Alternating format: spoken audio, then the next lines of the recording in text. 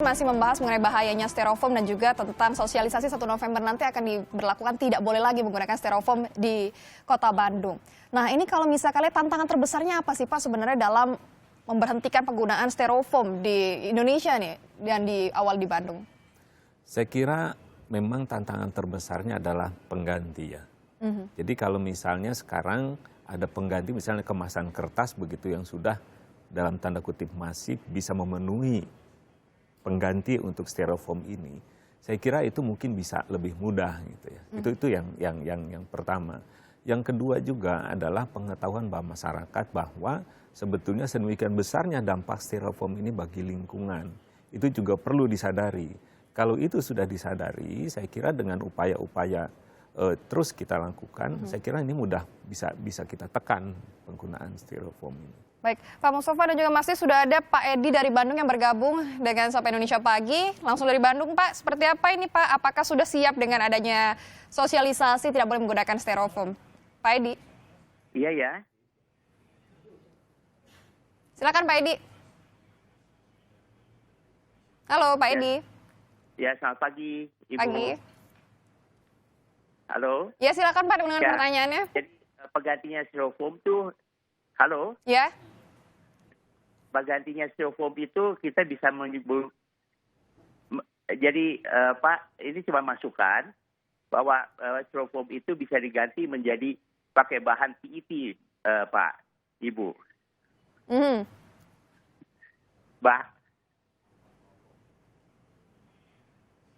Ya, Pak. Silakan, Pak, dilanjutkan. Bisa diganti. Nah, PET itu, kalau Bapak bisa lihat di botol kayak air minum, itu bisa di-recycle kembali menjadi sebutnya B2B, botol to botol. Ya. Ya. Baik, terima kasih Pak Edi sudah kami tangkap juga dari yang Bapak sampaikan tadi. Terima kasih. Ya, tadi Pak ditanggapi katanya memberikan masukan juga kalau misalkan dari botol itu ada ya B2B, dia bilang seperti itu. Gimana Bapak menanggapi? Memang begini, di dalam plastik itu kan ada ketentuan dari Kementerian Perindustrian bahwa plastik yang digunakan untuk pangan itu harus memenuhi tara pangan. Itu intinya. Jadi kalau kita misalnya sampai saat ini misalnya masih menggunakan styrofoam, dilihat dulu itu. Jadi apakah dia tercantum logo tara pangan atau tidak. Yang kedua, styrofoam ini sebetulnya polistiren ya. Polistiren itu sesuatu yang bisa di-recycle sebetulnya, polistiren. Tetapi kalau styrofoam saya kira ini tidak ya. Tidak. Jadi kalau polistiren secara umum betul. Dia termasuk kalau di dalam peraturan Menteri Perindustrian itu ada dengan angka nomor 6 ya. Lingkaran segitiga ada 6, artinya dia bisa dilakukan recycle. Tapi itu yang polistiren umum ya. Kalau ini kan polistiren busa ya, polistyrofoam.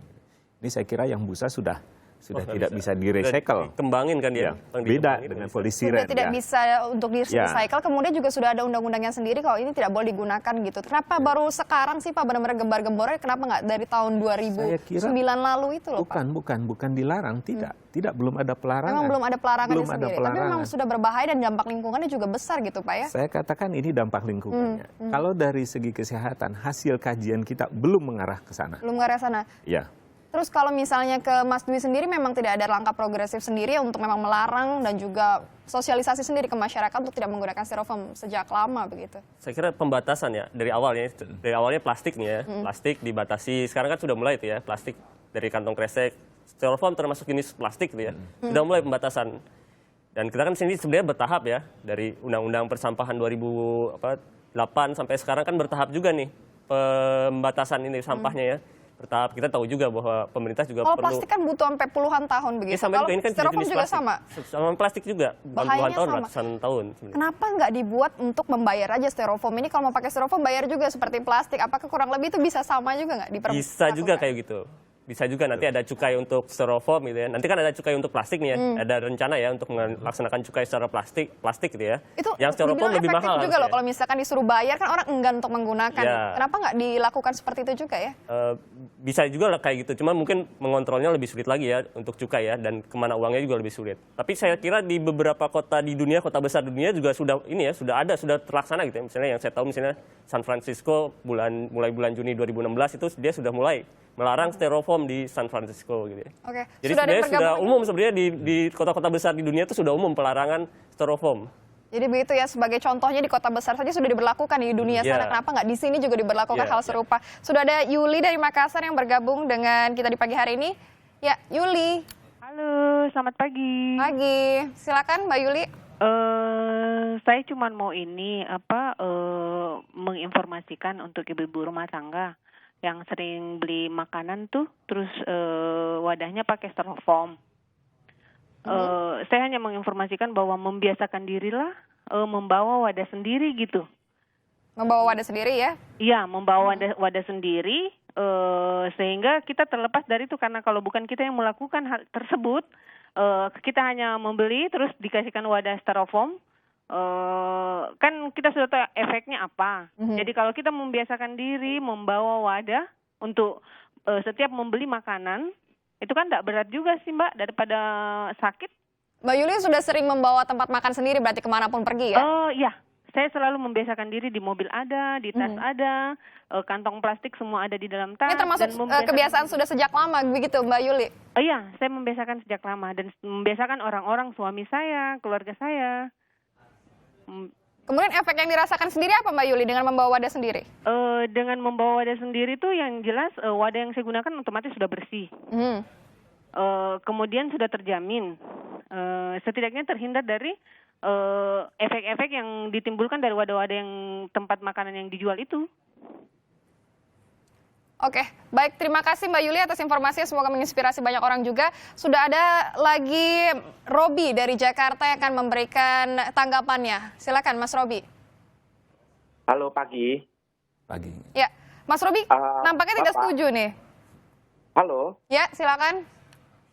Iya Pak, sebetulnya styrofoam itu Pak, itu adalah equal dengan EPS Pak, di mana bahan tersebut itu bisa dimanfaatkan untuk salah satu bahan bangunan, atau Bapak mengenal bata ringan Pak.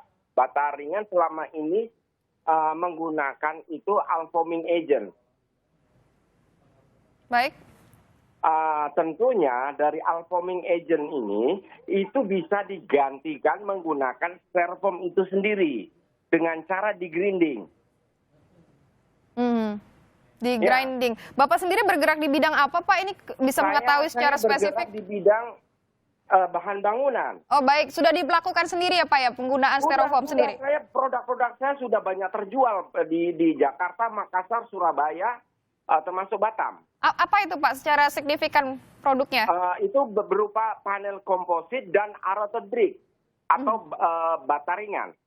Baik Pak, ini menarik sih sebenarnya dari proses grinding atau grinding ini, kira-kira barangnya sendiri dari styrofoamnya seperti apa sih Pak pengelolaannya ini, grinding ini? Seluruh styrofoam itu bisa di-grinding. Di-grinding, itu dihancurkan seperti itu ya Pak ya? Iya, dihancurkan sampai dengan emas 20-30. Ya, dari hasil grindingan tersebut tinggal dikomposisikan dengan mortar. Setelah menjadikan mortar itu langsung di molding atau dicetak sesuai dengan kebutuhan. Apakah itu kebutuhan untuk bata atau itu untuk panel komposit. Baik, Pak Robi, saya tanyakan dulu ke Mas Mustafa dan juga Mas Dwi. Ini ya sebenarnya ini menarik ya. Bapak juga familiar dengan ini? Saya kira memang ini kita belum kalau bahan bangunan ya, tapi artinya begini, ada solusi. Ada solusi ya untuk limbah-limbah seperti ini, dan ini sangat-sangat baik saya kira.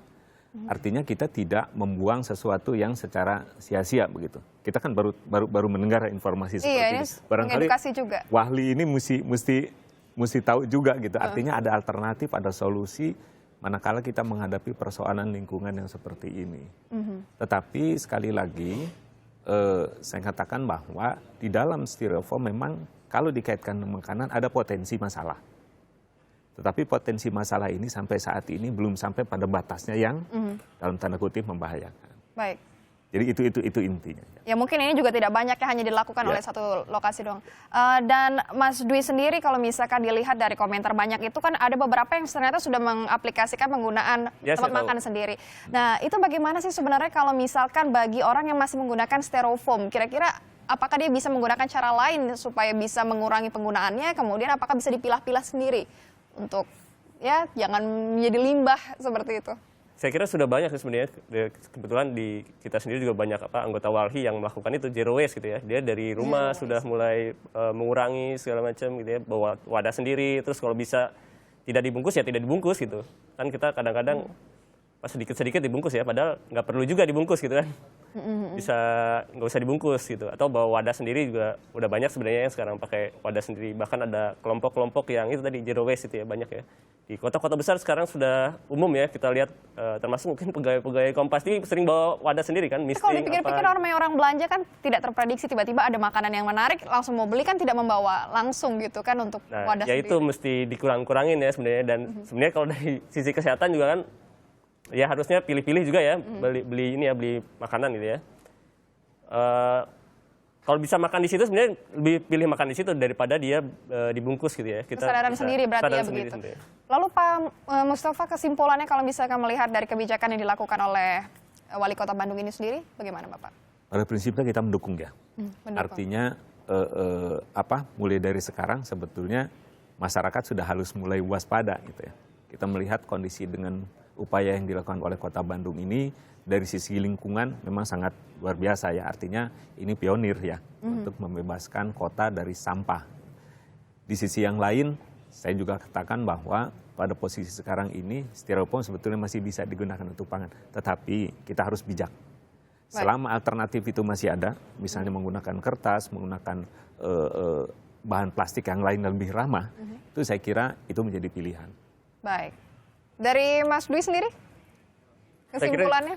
Kita harus ini ya, apresiasi nih Wali Kota Bandung ya. Walaupun sebenarnya sampah Bandung masih baru 1.500